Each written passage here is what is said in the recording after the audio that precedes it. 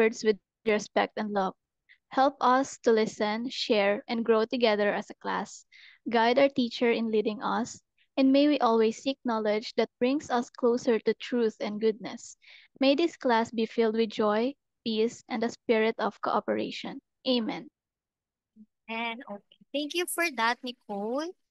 For the checking of our attendance, instead of saying present when I call your name, you can pick one of the given greeting we have on the screen, or if you have uh, if you have your own way of greeting, you can say it instead of saying present. Do you understand, class? Can I have a heart react if you understand? Okay, thank you. So, Anna Nicole, Konnichiwa po, present. okay, thank you for that. Brian, Konnichiwa. okay, thank you. Daryl, Naimbaga bigat.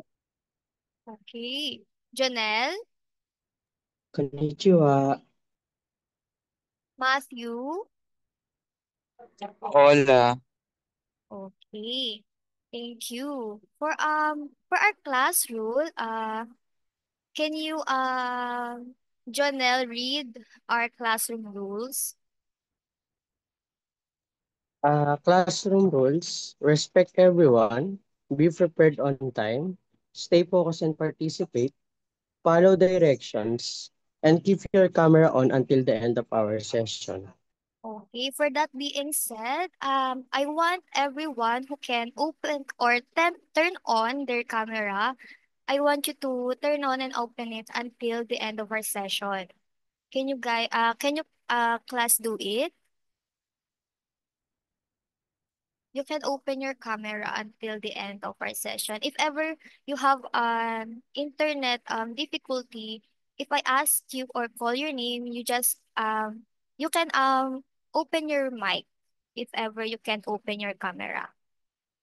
Okay. All right. So before we delve into our discussion, let us first refresh our mind by doing an activity entitled Cultural Collections Word Search. For the instruction, can I have Daryl to read it for us? Carefully scan the word puzzle, find the hidden word, and raise your hand to answer. Words may appear horizontally, vertically, and diagonally. Okay. For that, I will share my screen. Wait a minute, and then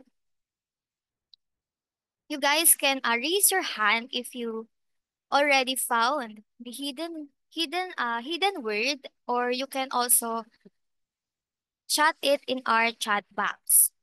Okay, let's start. Okay. Can you already see the screen? Can I have a heart react if ever you see the screen clear?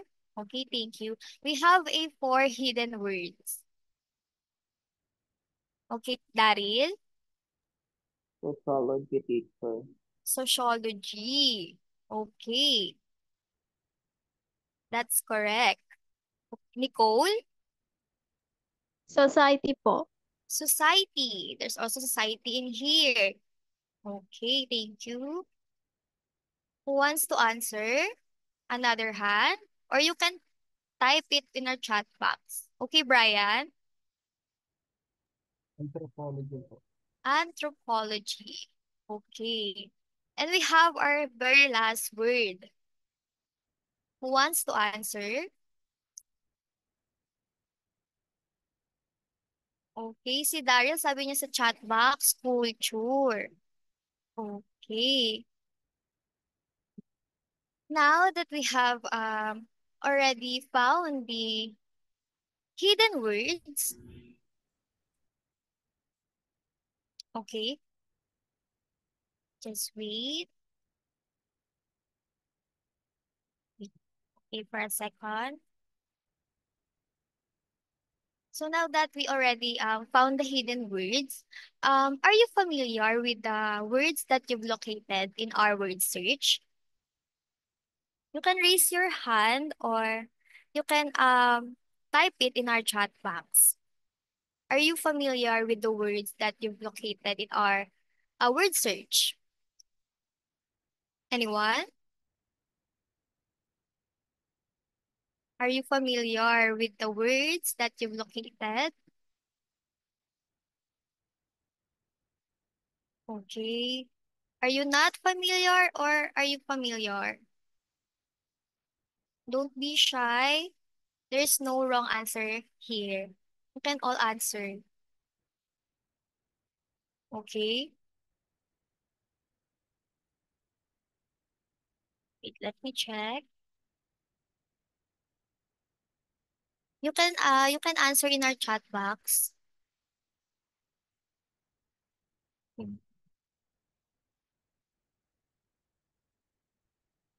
Okay. Looks like you're not unfamiliar. Oh, Daryl said, I think it's all about culture po, teacher. Mga preserved na bagay. Okay. Thank you for that. That's a good answer. So, where do you usually associate yung words kaya na nakita natin or na nahanap natin in our word search? Where do you think usually associated the words? Anthropology, study of human society. Yeah, yes, it's correct. Associated siya sa anthropology and yung iba naman sociology, culture, and yung society. Okay, for that, thank you for your awesome answers. With that, let's proceed now for our next activity entitled Find My Match. Can someone please read our instruction? Okay, Nicole. Find my match. Match the picture with the given definition in the screen. Raise your hand to answer. Okay, I will share my screen for a minute. Okay.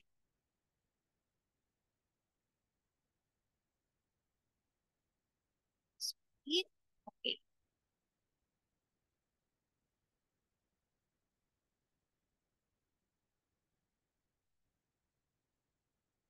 Let's this. So okay, for our next activity, we will pick a picture or you will pick a definition that describe the picture that are presented in our screen. So who wants to answer?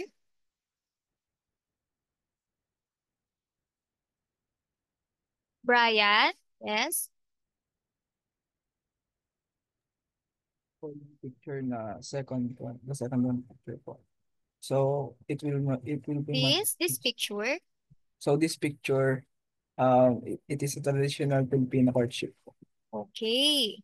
Let us check if it's correct. Okay. Yes, that's correct. Thank you for that answer. Next, we can have Nicole. Teacher, I'm gonna pick po the third picture. This one. Yes, po, this picture is the practice that involves taking an elder's hand and gently pressing it to one's forehead po. Okay, thank you. Next naman is we have Anna. I'll pick the fourth picture po, teacher. Again, The fourth picture po. this one. Yes. And it Okay, has a way of showing respect when talking to elders. to elders.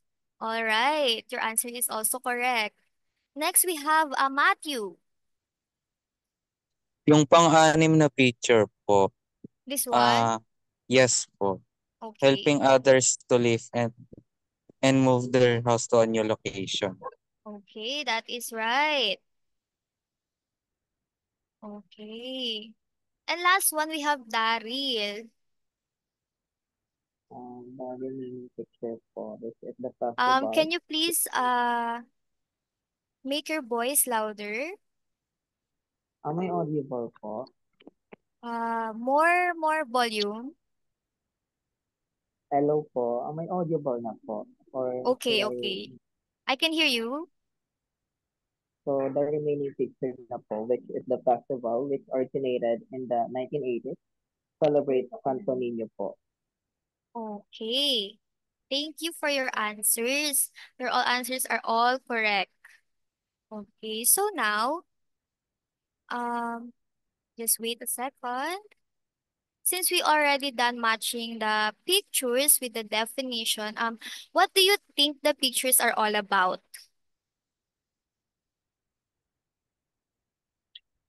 Anyone? What do you think the pictures are all about?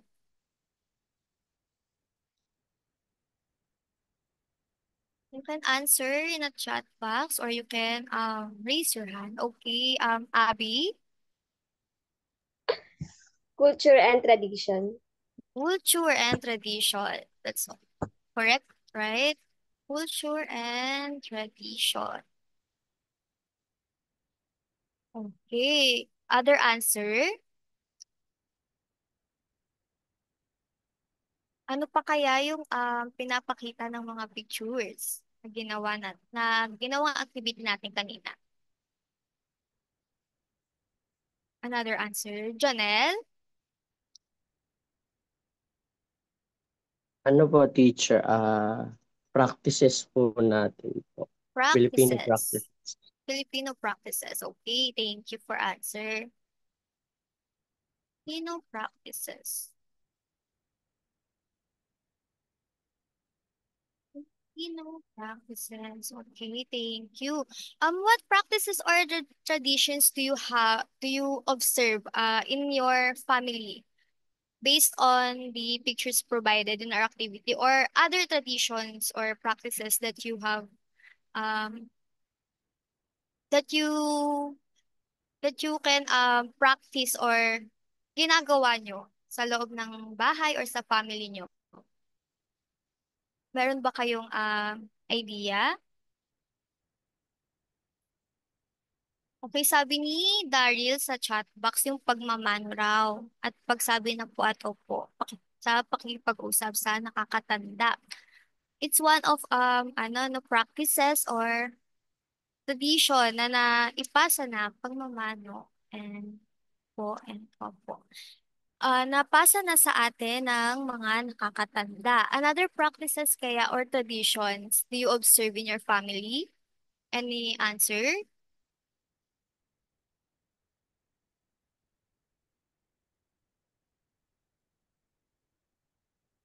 Any answer? Anyone?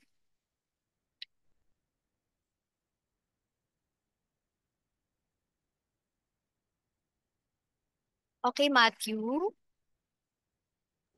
Magdadasal po bago kumain. Okay, that's another example. Bago kumain.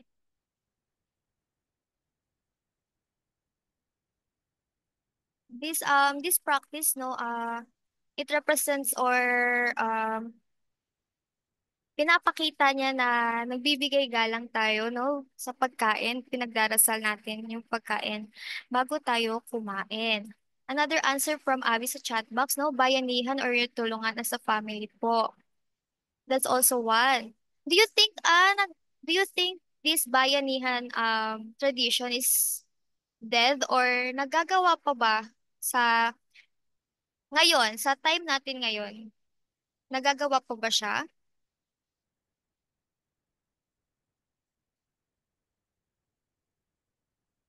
Anyone?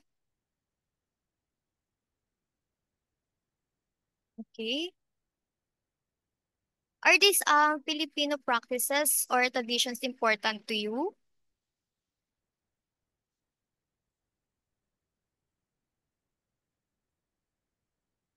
Importante ba yung mga Filipino practices and traditions na pinakita natin sa activity natin kanina para sa inyo? Yes, Ana?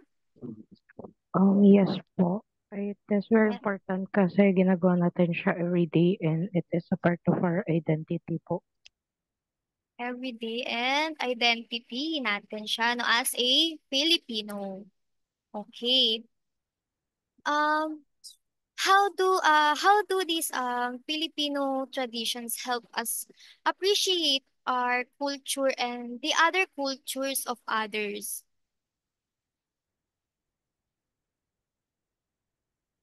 Paano kaya tayo yung mga Filipino traditions na meron tayo, tulungan tayong i-appreciate or i-appreciate yung other culture and yung culture natin as a Filipino. Anyone? I remember. Brian? Ay, Do you have ano an po? answer? Sa ano Um, tawag? Ano pa yung question ulit? how do these Filipino traditions help us appreciate our Ah, culture and yung other culture na meron?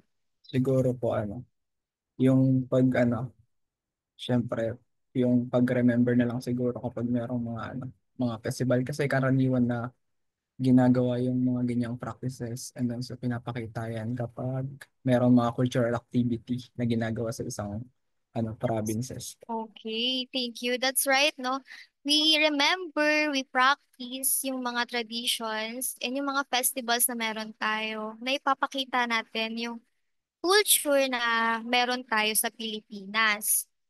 Okay. Nicole?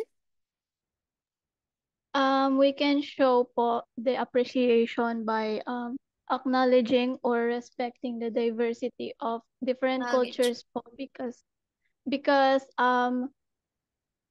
it enables us to listen and understand the different perspectives po, teacher. Okay, respect the diversity, no?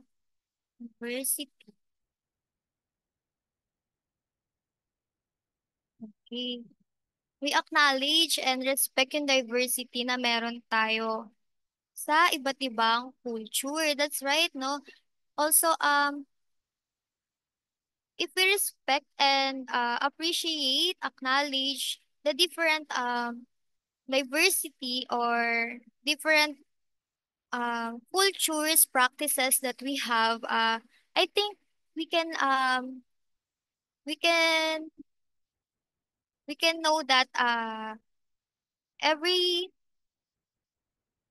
um every culture is very important to others and important also to us. Okay. How can you show respect for diversity in our daily interaction?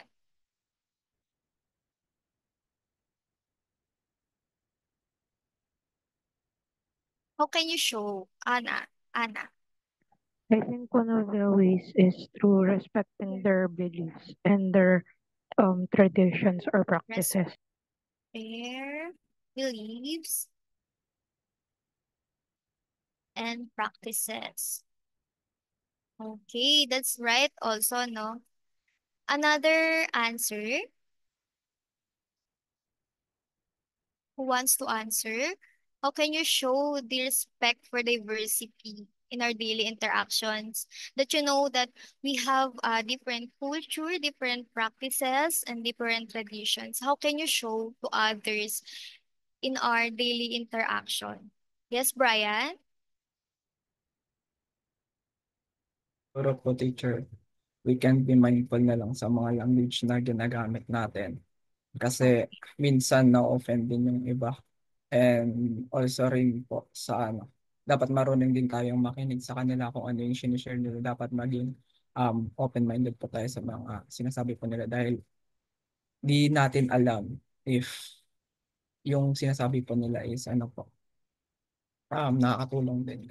Thank you. Okay, that's also one of reason you can show respect to others. Ano? Next is Janelle. Ano po teacher, respect po natin yung religion po nila kasi hindi po tayo lahat Katoliko po. Yung iba po INC and Muslim po. Okay. So what can you do to promote respect for Filipino traditions and other cultures in your own community as a student? What can you do?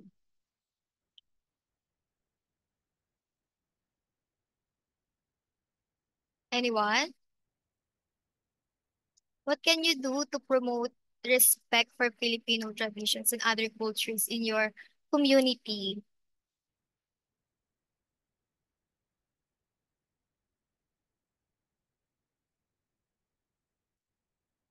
Anyone who wants to answer? Ano kaya yung pwede mong gawin, no, para ma-promote yung respect para sa Filipino traditions na meron tayo and yung other culture na meron din tayo sa inyong community? Yes, Ana? I think one of the ways is through having like a seminar or like a tawag dito, like a party or event that will showcase everybody's like diversity po. Showcase different diversity. All right, thank you for your answers. So now we'll be discussing about wait for a minute. We'll be discussing about the wait lang. Okay. But first, let's check our objectives for today. Um, Nicole, can you read the objective number 1? For the objective number 1, describe the key concepts of anthropology and sociology in understanding culture and society. Okay. For next is Abby, can you read the objectives number 3?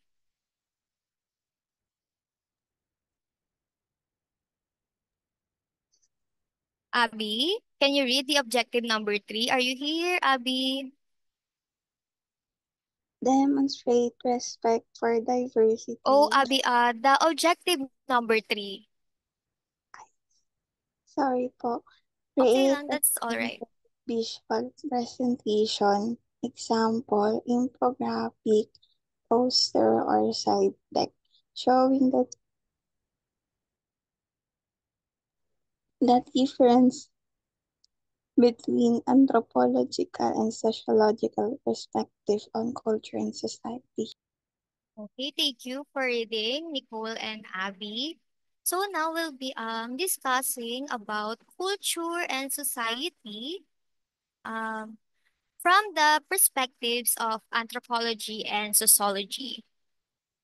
So what is culture and society? Can Daryl read what is culture? Culture refers to the shared beliefs, values, customs, and behaviors of a group of people, encompassing the way they live and interact.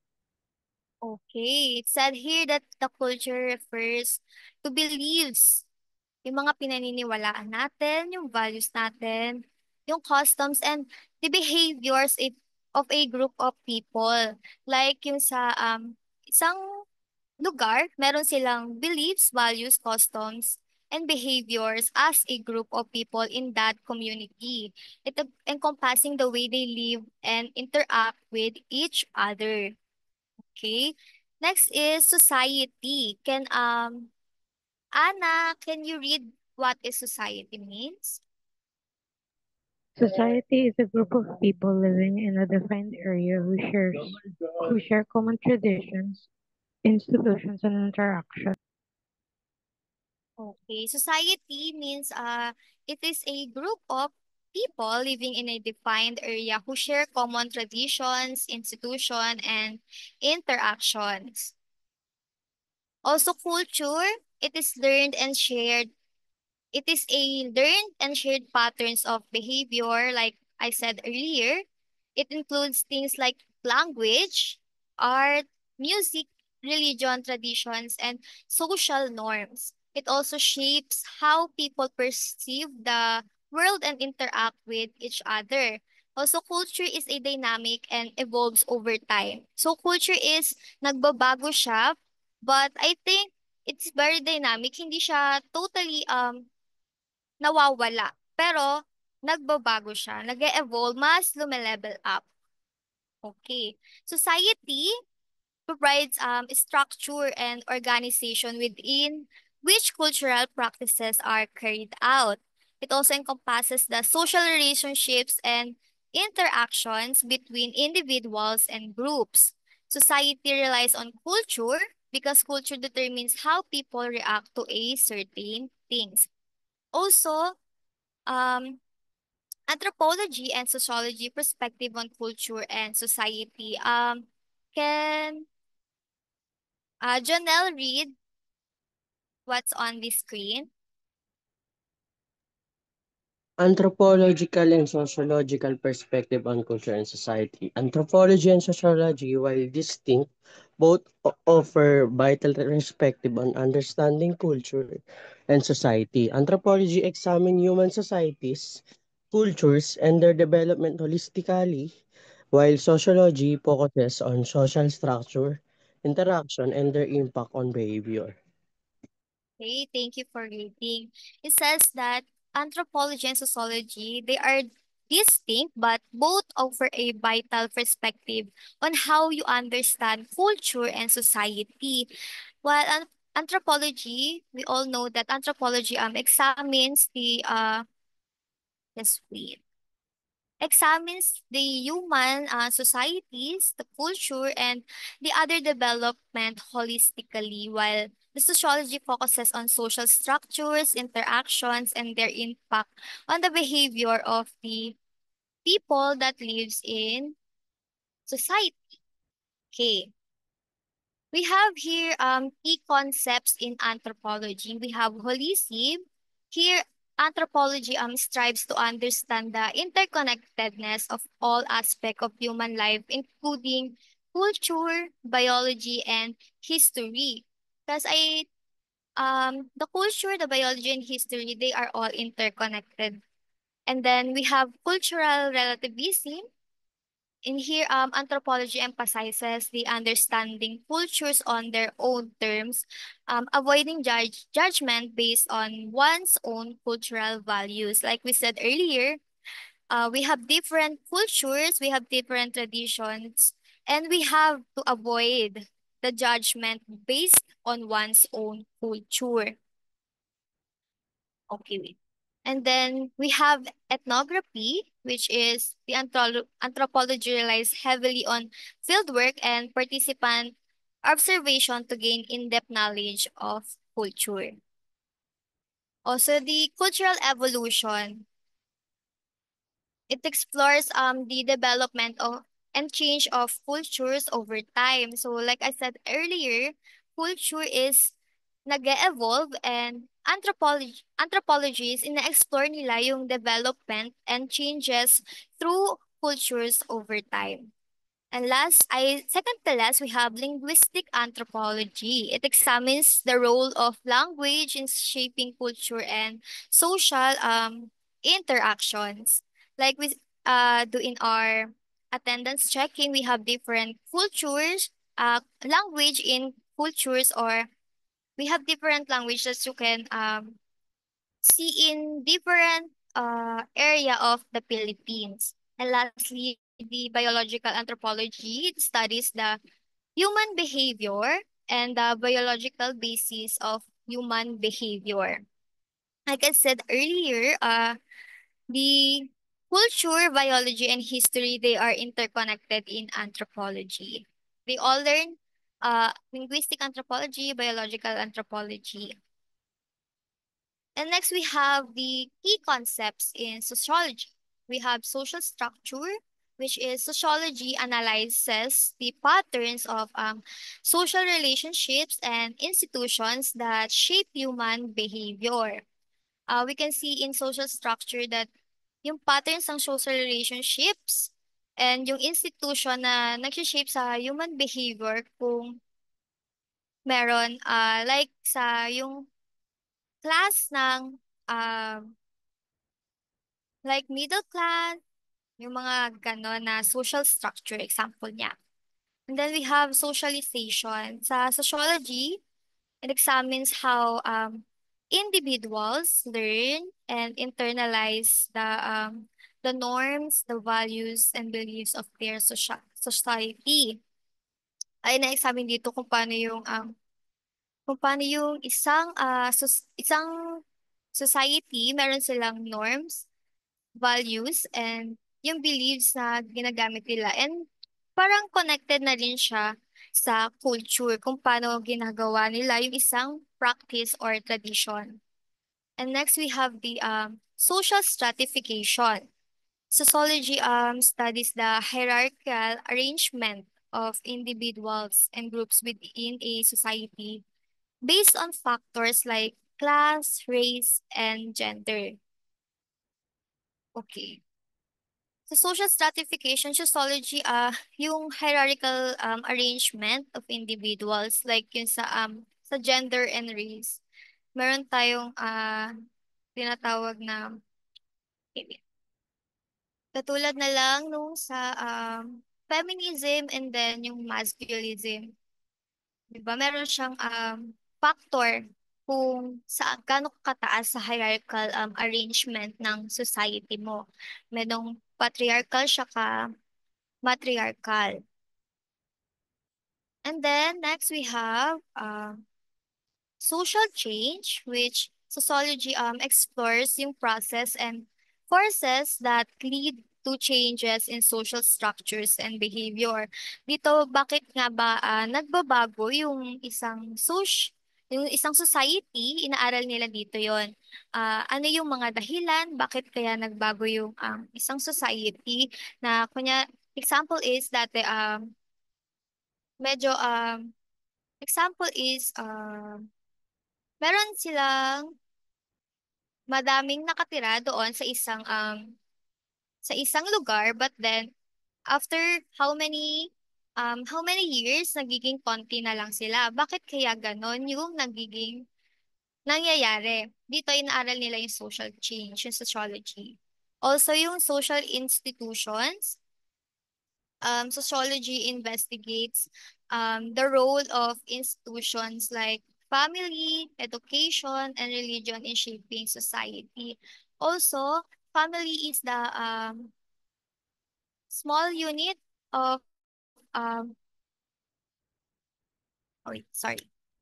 Family is the small unit of society. Ito naman ini-investigate nila yung role, kung ano ba yung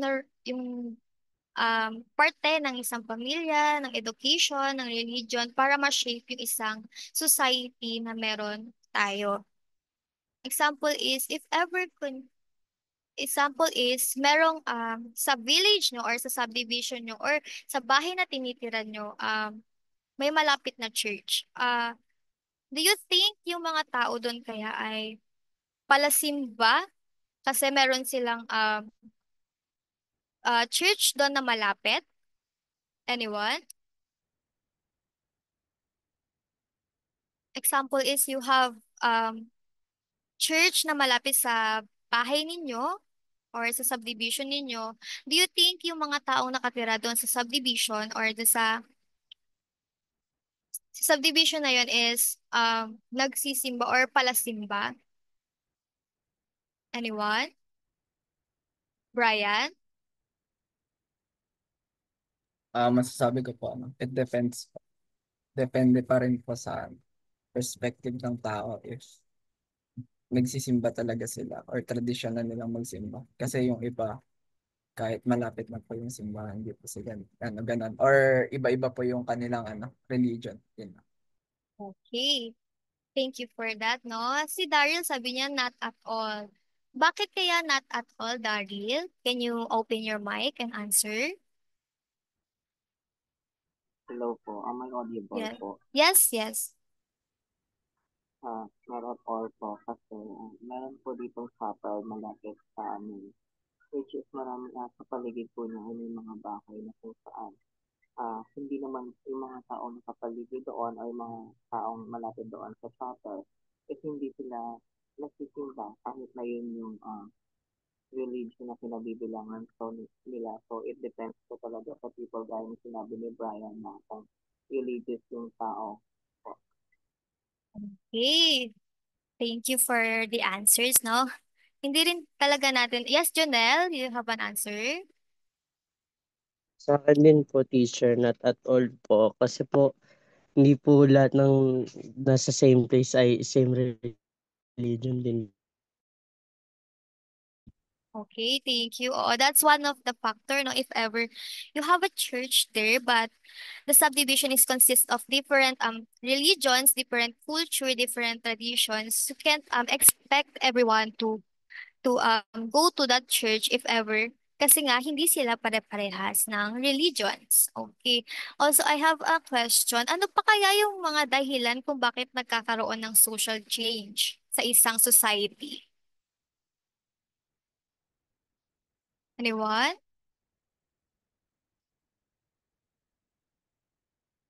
Ano kaya yung dahilan or yes, dahilan bakit nagkakaroon ng social change sa isang society?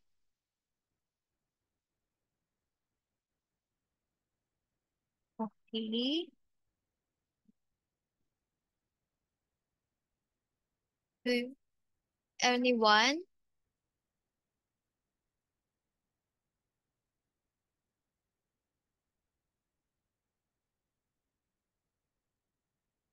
who wants to answer? Ano kaya yung dahilan bakit may social change sa isang society or sa isang komunidad? Ano kaya yung napapansin nyo? Bakit nagkakaroon ng social change? Brian? So, mag-base po muna tayo sa mga dati na yun. So, nagkakaroon ng mga social changes ba, 'di ba? Social Kasi 'di change? ba, paano ba nakadating yung paano pa dumating yung Catholic, yung Roman Catholic sa Pilipinas, 'di ba? Pumunta dito sila Magellan para i-introduce yung religion na yon. So, next one naman, di naman lahat sa isang society, like sa isang community is same ng kanilang pinanggalingan ganun. Yung iba nag-migrate kaya ganun, nagkakaroon ng iba't ibang ang tawag doon. Kunwari nagkakaroon ng mga changes sa kanilang paniniwala na din dahil din sa paglipat-lipat ng mga or yung iba naman pag yung population growth na rin pataas yung population and also sa mga advancement na rin sa technology. Yun lang po. Thank you. Okay, that's one of the reasons, no? Yung hindi naman pare-parehas ng pinanggalingan yung iisang tao. Okay, so lastly, we have the concept on sociology, agency and structure. Here, sociology explores the interplay between individual actions and social structures. Kung ano yung action na ginagawa ng individual and paano siya nakakaapekto sa social structures na meron sa isang society. Ayan. Okay. And then we have anthropology and sociology. Um, can can Matthew read what's on the screen? Matthew? Anthropology and sociology. In anthropology, in sociology, society is the leading concept, while culture is subordinate. In anthropology, on the other hand, culture comes first as a subject matter followed by society. Okay. It says here no, that anthropology, in sociology, society is yung leading concept while culture is a subordinate. And in anthropology naman, yung culture, nauuna siya, and then yung subject matter followed by society. They are, magkaiba sila sa paniniwala, but um, anthropology and sociology, they are parehas sila ng tinutumbok na inaaral.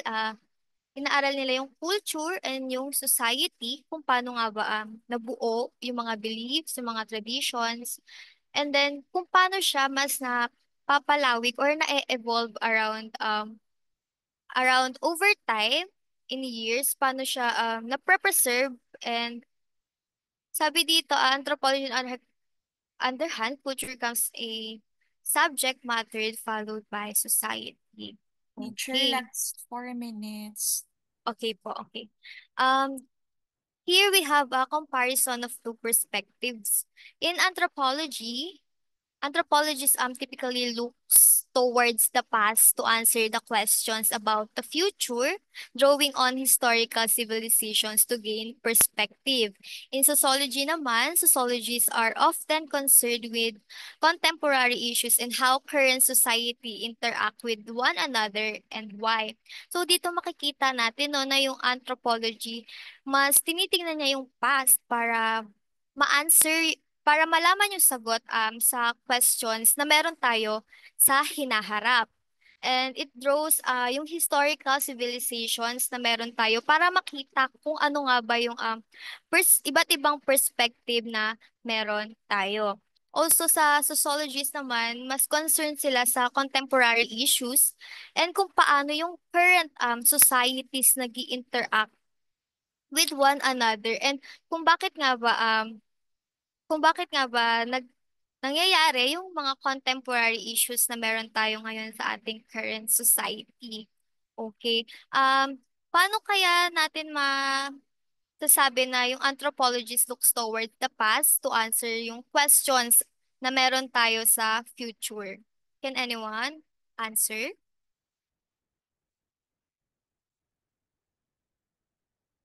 Paano kaya bakit kaya nasabi yung na anthropologist na sa anthropology, tinitignan muna nila yung past para masagot yung mga questions about future. Ana? I think because may mga nangyari sa past na parang pwede nating i-apply here in the future or like merong similarities dun sa mga events na pwede nating like kunin ng solution and parang one of the parang mag-avoid ng mga problems here is by looking kung ano yung mga masamang nangyari from before. Alright, that's correct, no? So, we already know na kung ano yung mga nangyari nung past. So, I think gagawin pa rin ba natin yun sa future if alam natin na masama or may nadulot na hindi maganda ito sa nakaraan natin? Siyempre, di ba, hindi na. So, yung anthropologists, tinitingnan nga nila kung ano yung mga nangyari sa nakaraan para masagot at siguro hindi na rin mangyari yung mga um, issues or mga mangyayari sa future. And it also, makikita natin dito yung iba't ibang perspective from from past to present and to future. And sa sociologists naman, concerned siya with contemporary issues and how current societies interact with one another. Sa tingin niyo, bakit kaya mas concerned yung sociology sa issue natin na meron ngayon and kung bakit siya um, connected sa societies na meron tayo ngayon? Anyone? Another hand from Anna? Okay. So, Anna, what's your answer? The reason na mas focus sila kasi nagyayari yung issue ngayon. And kasi yung mga countries parang, especially ngayon sa age natin with the internet, parang more connected tayo with one another, with other countries. So like, kahit sabihin natin na problem ng other country, may way pa rin na may impact tayong country. Ayan. Okay, that's also correct, no? Frames Uh, teacher. Thank you. Congratulations. Thank you. Thank you. Wait lang. I'll stop sharing.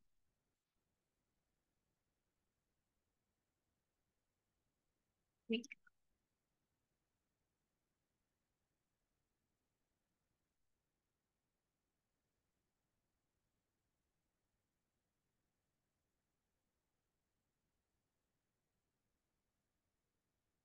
Congrats, Teacher Sophia. I think we can now debrief the students and Okay.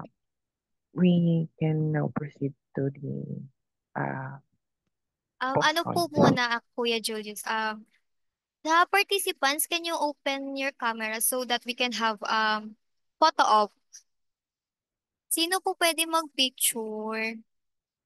Ako na. Okay, Prince, thank you. Sa participants po, if you can open your camera, please open it so that we can have a picture. If ever wala mag-open ng cam. For the participants po, once again, kindly open your camera for the photo opportunity po as it is also a requirement in our subject. Thank you very much po.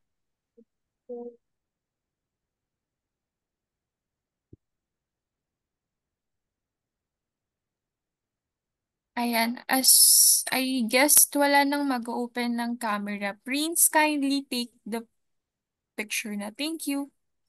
1, 2, 3, smile.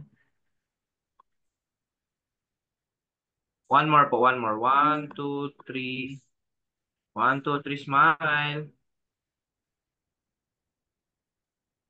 Okay na po. Thank you so much po. Ayan, thank you. Teacher Sophia, may you kindly ask the students to leave the Zoom before we proceed with your post-conference. Okay. So, thank you so much po sa mga participants na umattend. I-chat ko na lang po kayo for token. Pwede na po kayong mag-leave. Thank you po. Thank you so much.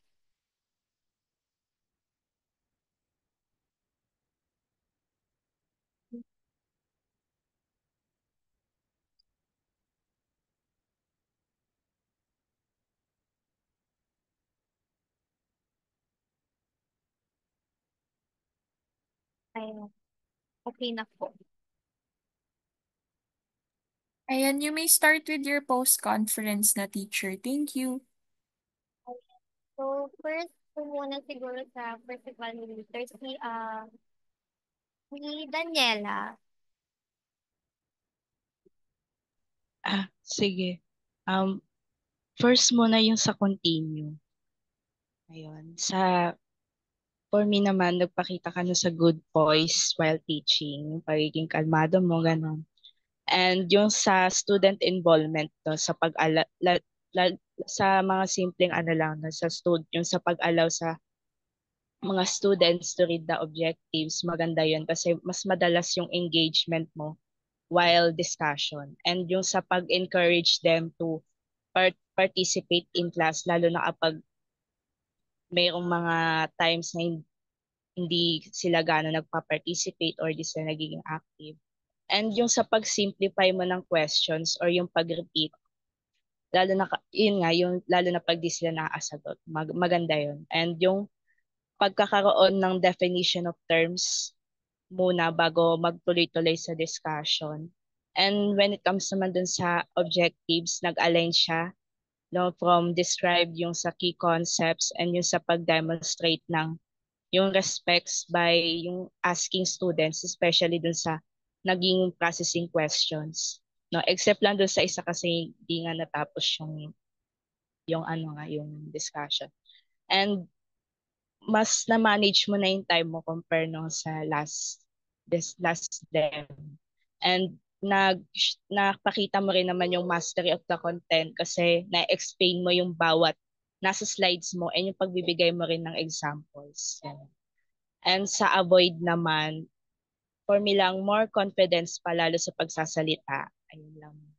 And more energy pa dun sa pag-praise or yung pag-acknowledge ng mga sagot ng mga students. And yun naman sa PPT, ang suggestion ko lang, mas less sana yung text and mas better din for me lang yung paggamit ng graphic organizer.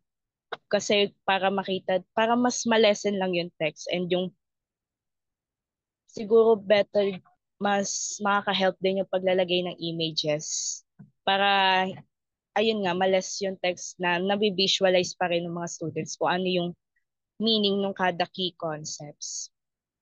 And ayun nga, yung less text, tas i-elaborate mo na lang kasi okay naman yung sa explanation mo. Malinaw, naiintindihan. Yung sa PPT lang talaga kasi masyado siyang heavy kung titingnan naman. Tapos ang dami pa ng mga key concepts. Ayun lang. Pero nasunod mo naman yung yung sa comparison of the two perspectives. Maganda yun na naka-organize siya. Tingnan, nakikita, na-differentiate ng mga students kung ano yung pagkakaiba ng two perspectives. Ayun lang for me. And congrats. Thank you po. Next naman po si Christina Aviso. Teacher. Afternoon po, audible ako. Yes po. Ayun, siguro sa ano na tayo, sa avoid muna. Siguro yung una ko lang napansin, yun dun sa game na yung crossword, mas maganda siguro if sila na lang yung paghanapin mo. Instead, kasi pag sinabi nila na society po, pwede mo silang tanongin na which part.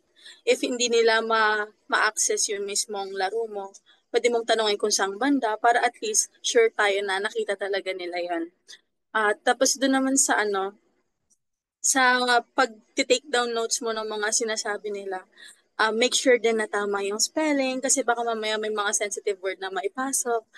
Ayan lang naman. Tapos avoid din yung parang yung mga words na ganyan. Naintindihan ko baka kinakabahan ka lang pero hanggat kaya, iwasan natin yung mga words na hindi naman related dun sa ating Tapos maganda rin na, sige sa continue naman, maganda na very student-centered ka na pinapabasa mo sila ng instruction, lahat ng kaya mong ipabasa sa kanila, pinapabasa mo sa kanila, which is a good thing naman. Siguro dun sa, kunwari dun tinanong mo sila sa mga practices na ginagawa nila sa family, mga cultures, ganyan. Kapag wala nang sumasagot, maganda siguro na magbigay tayo ng mga context. For example, ano kaya yung tawag natin sa ginagawa bago kumain para para merong context sa kanila na parang, parang naalala nila na, yun, pagdadasal, yun, oo nga, ginagawa namin yun. Para kahit paano, ma-help mo sila na mapalabas yung idea nung hinahanap mo. Yun, tinatanong mo sa kanila yung mga practices na ginagawa nila sa bahay. Ayun, all over naman, napakagandang presentation, gaya rin sinabi ni Daniela. More confidence, ang ganda-ganda ng speaking voice mo, talagang ang lumanay lang, talagang makikinig ang estudyante yun. More lakasan din ng konti. Tapos syempre, para kahit pa paano, makakatch mo ang attention nila. Yun lang, congratulations. Thank you po, teacher. Next naman po si Kuya James po, Larry.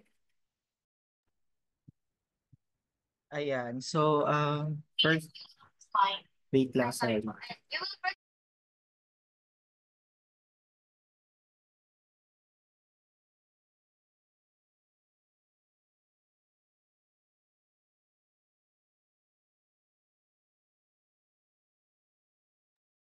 Ayan, sorry. Ayaw kasi gumana ng ano ko. Naririnig na po ba ako? Yes po. Ayan. So, first of all, congratulations kay Teacher Sophia, no, for this online teaching demo, successful online teaching demo. So, saan ba ako magsa-start, teacher? Continue na lang po. Sige, sa continue, first, ang napansin ko first, the teacher dresses well, no? So appropriate for online. So kahit online tayo, I notice na okay pa rin yung pananamit ni teacher, yung kanyang suot. And also, the teacher is visible in her screen. So from ulo hanggang dibdib, I guess, ay kita si teacher. So mahalaga din yon sa online na modality, no? Hindi masyadong malayo and hindi rin masyadong malapit. Sa attendance checking, the teacher already accommodated cultural diversity, no? Sa pamamagitan ng let niya ng students na magsagot using different languages in greeting. Tapos may classroom rules din, check yon. Tapos asking students to open their cameras no before the start of class. Ang kaso the entire discussion or class parang walang nag-open, I guess. Tama ba? Pero maganda pa rin na sinubukan ni teacher ipa-open yung camera ng kanyang students. Tapos, nandito rin yung openness ni teacher sa mga mistakes or wrong answers. Sinabi niya na okay lang kahit may mga maling answers. Ayan. Tapos, nakita ko rin na iba-iba yung pagtawag ni teacher. Hindi ko alam if ito ay sa edge or sa end ng students, pero active yung students, nagpa-participate, iba-iba yung sumasagot unlike sa ibang teaching demo na natin ko paulit-ulit yung sumasagot. So dito iba-iba. Sa digital chalk talk, meron din si teacher.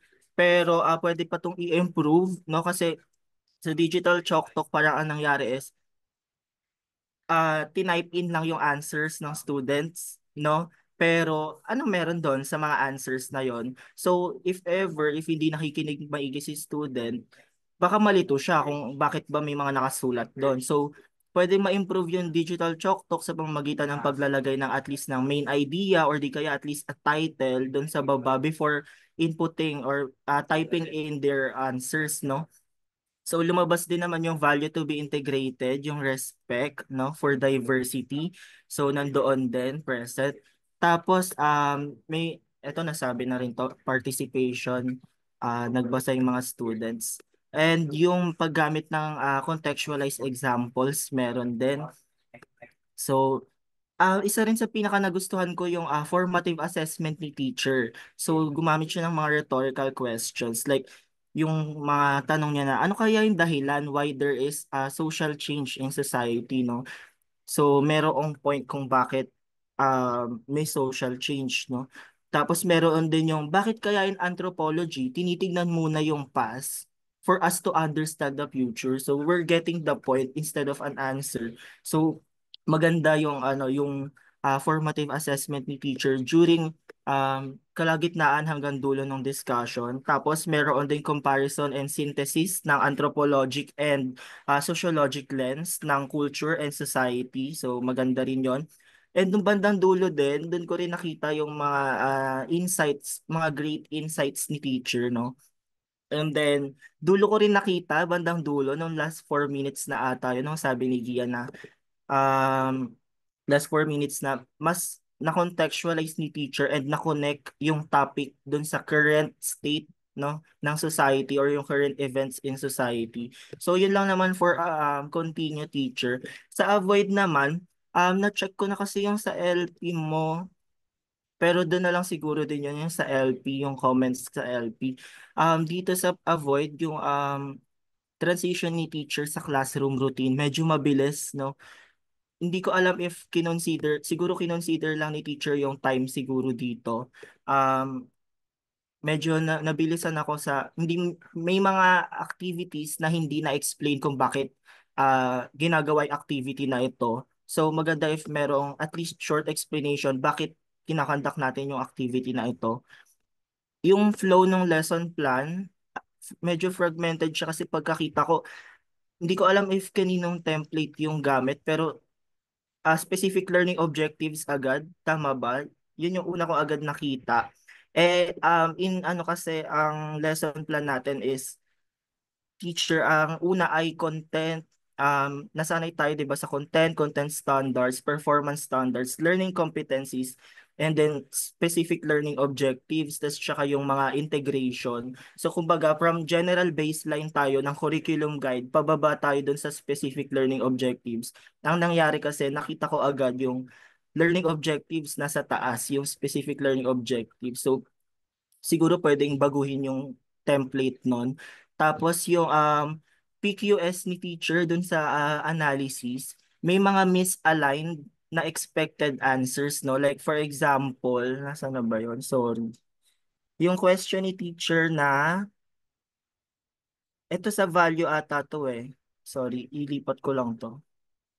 Yung sa value na, parang ang tinanong ni teacher dito is, second question, tama ba? What practices or traditions do you observe? So specific practices or traditions yung ina-expect ni teacher sa question niya, pero yung expected answer is hindi aligned doon sa question. So yun din, improve lang natin yung PQS pa natin. Tapos ayun, sana mas na deeper din, na deepen yung question sa value to be integrated, kung saan lalabas yung VTD natin, tsaka yung mga sumunod pang question. So ayun, minsan din ito nakakalimutan ni teacher i-acknowledge yung um responses or messages in chat box.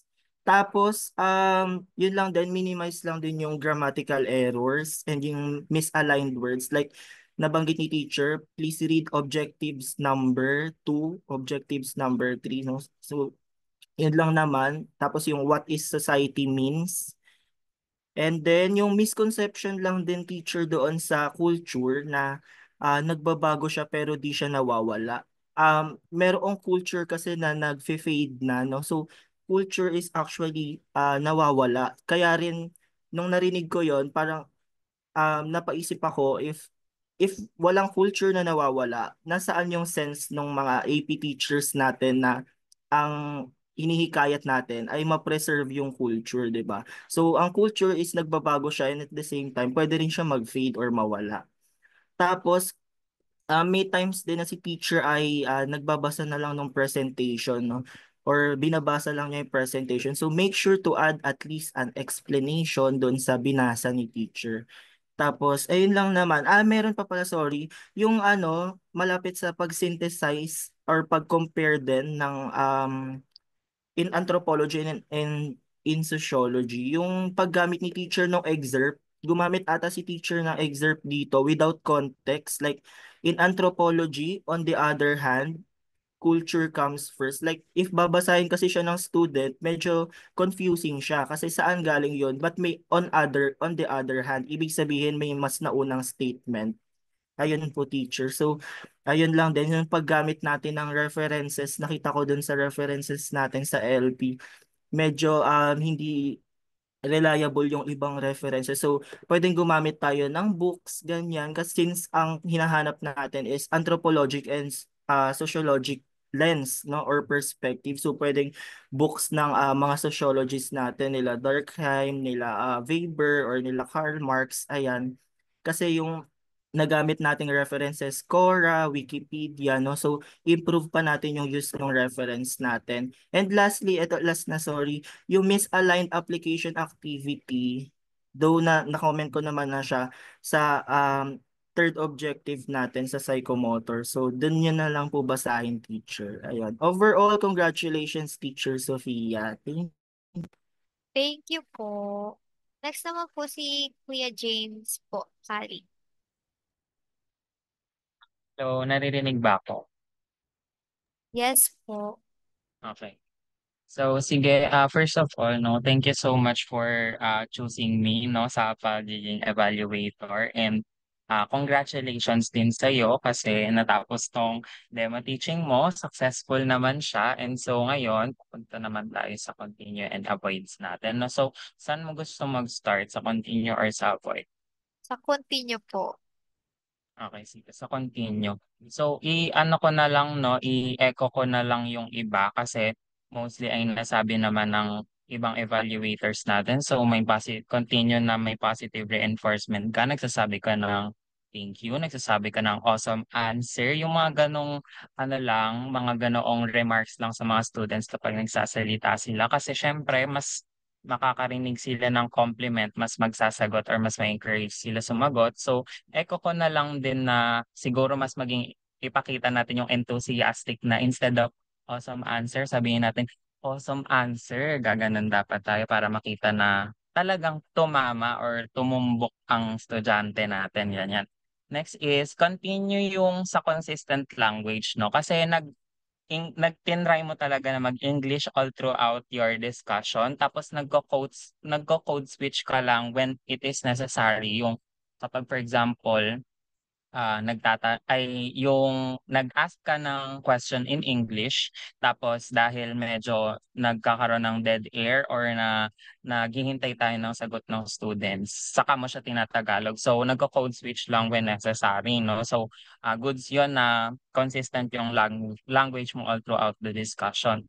Next is yung sinabi ni Teacher Arvin, no, na good yung integration mo sana ng technology doon sa Chalk Talk. However, may improve nga siya kung lalagyan mo siya, kung magiging mas organized ba, lalagyan mo siya ng titles para makita nila kung bakit ba tinipe ni teacher or bakit ba sinulat ni teacher yon. So, ayun. Maganda din na nagtawag ka ng iba't ibang students. Tapos, nagpa-paraphrase ng question kapag hindi nagsasagot yung students, nag-aano ka na tinatry mo na concise or pa-simplify yung mga questions, ganon. Then, eto naman, medyo critical to. Sinabi mo na yung dun sa objective, yung nagpapabasa ka ng objective, sabi mo na I would say continue na sinasabi mo siyang nagsasabi ka ng it's alright kapag nagkakamali yung mga students mo. However, it could be improved siguro kasi ang context nito yung nung pinabasa mo siya ng objectives tapos ang binasa niya yung objective 2 at hindi yung objective 3. So, ang sinabi mo na ay ano ang babasahin natin ay objective 3, sabi mong ganun. So siguro mas maganda kung ni-remind mo siya ng rules na next time makikinig tayo ha or next time we should listen to the discussion, ganyan-ganyan. Kasi it establishes authority further. So, ganon. Kasi yung naging approach mo kanina, masyado siyang naging mabait. So, konting grip pa sa authority natin. Ayun.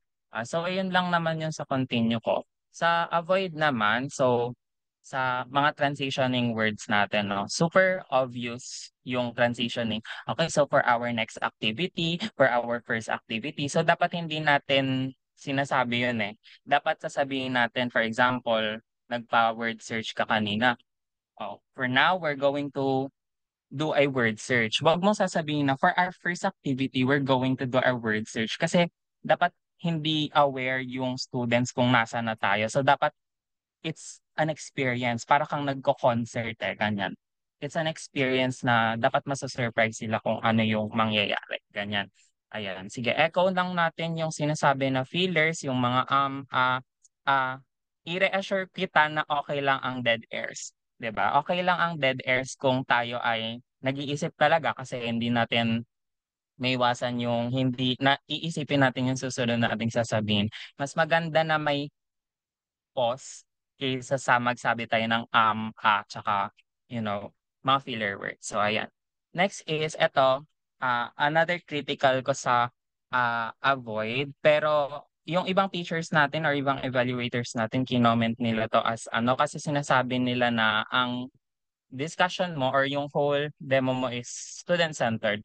Pero I would disagree kasi napansin ko dun sa abstraction in particular na very teacher-centered yung nangyari. Kasi, ayun nga, sabi ni Teacher Arvin na binabasa mo na lang yung PPT tapos medyo consistent yung ano na ikaw na lang yung nagsasalita, ikaw na lang yung nagsasabi, ganyan. Tapos parang at the end, saka ka lang nagtanong, nag-start na mag-ask ng question. So, siguro, it could be improved, no?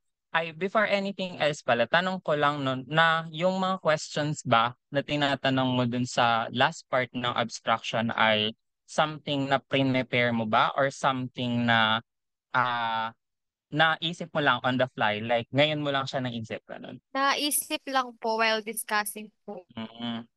Okay, so ayan, siguro goods na on the fly talagang nag-iisip ka para maging interactive yung discussion. However, halatang ngayon mo lang siya naisip. So, okay din naman na mag-prepare tayo ng questions para sa abstraction natin. Kasi ito yung i-comment ko sa iyo. Kasi paano ba magiging student-centered yung magiging discussion natin? First, ang gagawin mo, example natin yung sa definitions, yung nag-define ka kanina. Sa tingin nyo, tanongin mo yung mga estudyante mo, sa tingin nyo, ano kaya yung pumapasok sa isip nyo pag sinabi yung word na culture? O pwede mo siyang i-chalk-talk, isulat mo kung ano yung mga kung ano yung naiisip nila sa word na culture. Pagkatapos, okay, so ayan yung mga naiisip nyo sa word na culture. Tingnan natin kung tama yung mga nasabi nyo. So, saka mo ipepresent yung definition ng culture. Checkan mo kung ano yung tumama dun sa sinabi nila. That way, interactive yung discussion, nagkaroon ng participation si student, nag-positive reinforcement si teacher, at the same time, may mga na-clarify kang misconception. Okay, so ito pala yung naiisip niya sa culture. Kaso, ito ang sinasabi ng definition. So, ayun, nagkakaroon ka ng parang clarification sa mga, sa mga definitions mo. So, ayun, pwede mo siyang gawin sa all throughout the discussion. Mas magiging interactive. Pero ayun lang naman yung mga comments ko, no? Overall, I isa to sa better demo na napanood ko. Hindi naman sa pagko-compare sa iba, no? Pero isa to sa better na demo na napanood ko sa all throughout. So, ayun lang. Thank you so much and congratulations sa'yo, Teacher Sophia. Ayun lang. Thank you po, Kuya James. Last na po si Kuya Julio. At ako pa talaga ang hinuli mo. Joke lang. So, ayun. So, napakalaking congrats, Teacher Sophia, for your demo right now, no? So, ang saya mo na makita na finally merong isang third year na inimbita ko on their demo. And really, really appreciate that invitation of yours. And I don't know, so where do you want me to start? The continue or the avoid? Continue rin po. Continue rin. Okay, gusto mo ako maging masama afterwards. Joke lang. So sige, let's have a look, no. So yung iba talaga dito would be just an echo ng mga comments nila, and maybe siguro some other tips that I could give to you. So medyo magiging, ano lang siya, medyo magiging short or medyo magiging mapaliwanag ako, ganun. Sorry. So yan, no. So the first one is the creativity on the introduction. I really loved it. And I do think that nag-show ka ng creativity with that. Actually, medyo ah, concerning lang ako doon sa, ano, sa mismong dasal.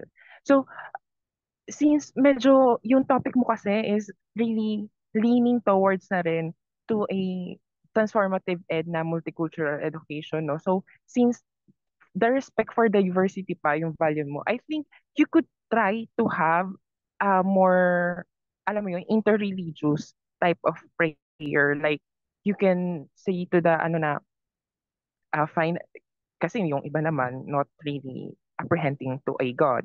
So, maybe a moment of silence for letting them pray on their own beliefs, ganun. That could be integrated.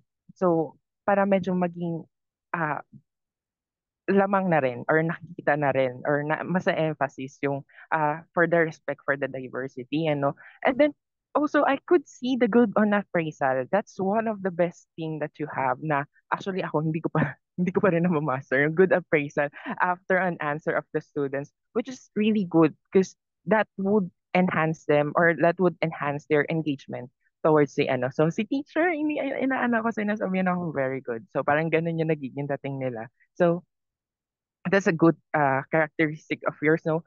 So next one is also yung pag-push through mo when it comes to having a good communication sa students, specifically nung medyo naririnig mo na medyo mahina yung input ng audio ng isang student, and that's one of the good ano na you you are showing na you want to have a, alam mo yun, more audible communication not only to you, and also you ensure na yung i-share ng student is maririnig din ng kapwa niya estudyante. That's one of the good things.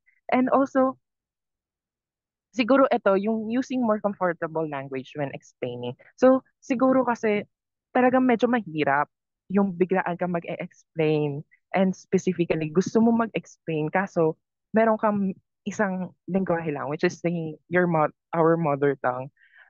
Siguro kapag ganun, to make it more clear, medyo clear. And also, ayun, another one is a integration na rin siguro ng sa languages. You could try to start to explain in Tagalog.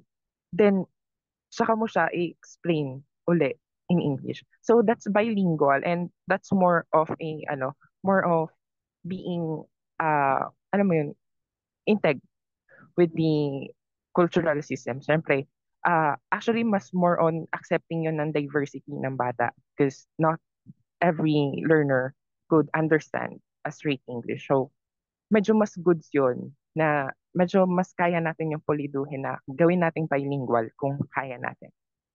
The next one is yung consistency ng energy mo. I like the consistency of energy, pero pwede pa natin tong iangat. Like, pwede pa natin tong gawing OA ng onte. Ganon. Like, kung kaya mo maging OA, go. What? Because that's an energy input. Pero, yun nga lang, you have the consistency on energy. And yun, medyo critical din yun na kapag naging OA ka from the start at to the end, dapat OA ka. Pero it's a really good consistency of energy for you. Okay, now, the summarizing of the answers is evident na rin naman, no? So, nag-echo na rin naman doon. And, ayun, yung in abstract questions, napansin ko rin yun na na you have a good in abstract questions.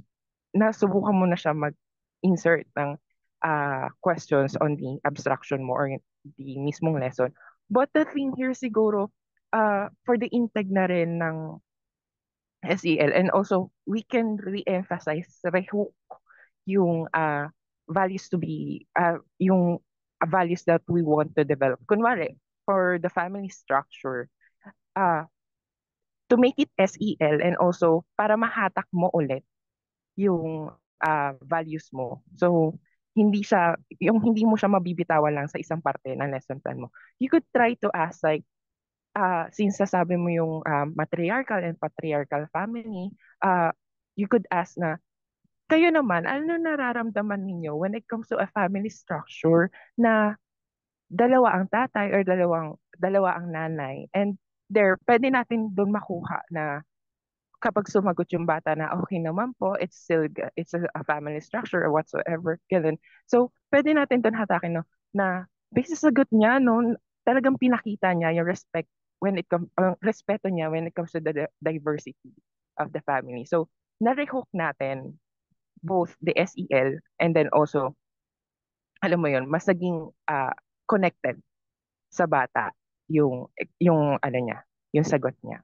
Then, okay, let's now go on the avoid. Okay, for the avoid naman, no, medyo may napansin lang ako on some elements on the PowerPoint. Yun, bukod sa wordy siya, meron kasi meron mga fonts. By the way, I like how readable is your PowerPoint. Meron mga merong parts wherein nahihit niya yung elements ng presentation. So medyo tayo doon. And also, I think the vibrant, oh well, grade 11 nga pala to. Pero medyo natin yung vibrancy lang nung elements, no, ng mismong PowerPoints natin. Then, ayun, medyo nagiging lang rin talaga, naging concern talaga ako dun sa translation.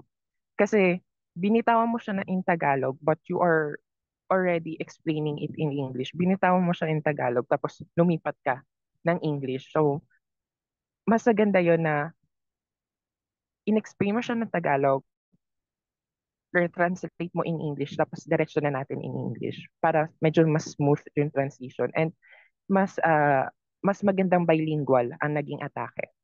Then, ayun, re-asking yung question. So, maybe, let's make it more simplified.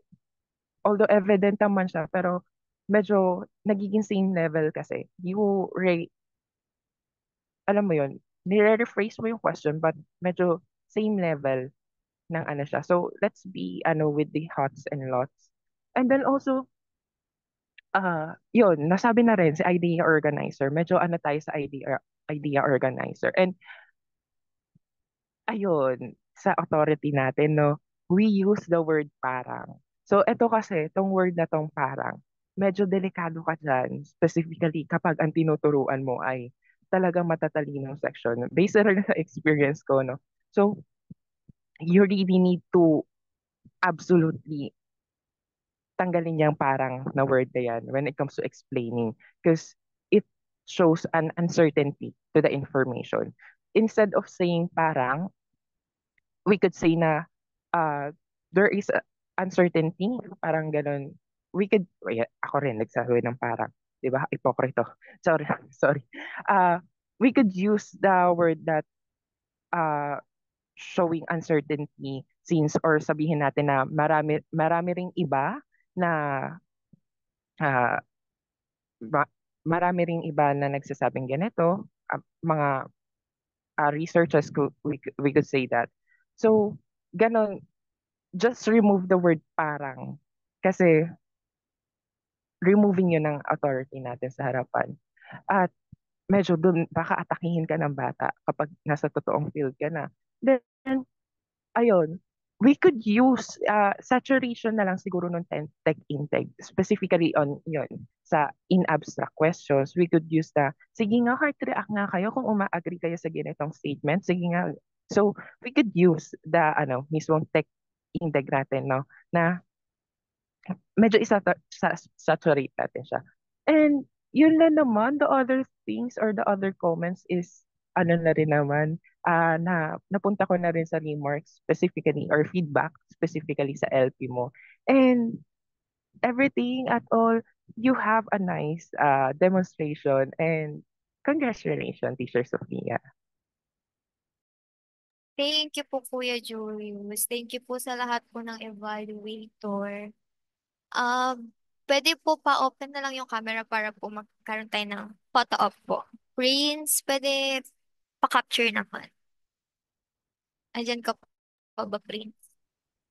Okay, Daniela, pwede pa-open ng camera, Daniela. Wait lang. Okay, thank you. 1, 2, 3, smile. One more po, one more. 1, 2, 3, smile. Sorry, ulit po. 1, 2, 3, smile. Okay na po. Thank you po. Thank you, Daniela, Kuya